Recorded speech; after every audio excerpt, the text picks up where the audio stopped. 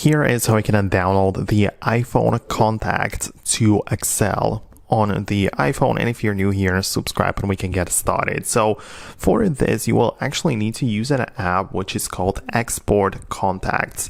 So if I show it to you, this is what it's gonna look like. So it kind of looks like this. You can see I have it ready, and you can just get inside, select the 100 contacts you want to export, and most importantly, you have to click on the format below. So by default, it chooses the V card, which is the standard file of moving contacts, but you can also choose the CSV, which is the general spreadsheet file, but also the Excel.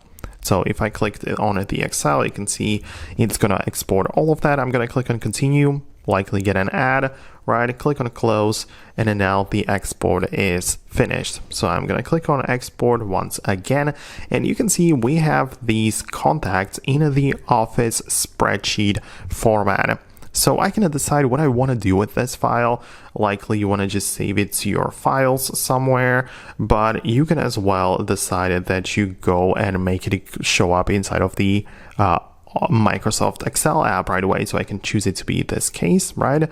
There was some kind of problem, but I'm going to click on the OK to recover some of the data, right? And yeah, it should be working fine. I have all of the contacts exported with the numbers and like emails and everything that was part of into them. So yeah, that's basically how it's gonna work.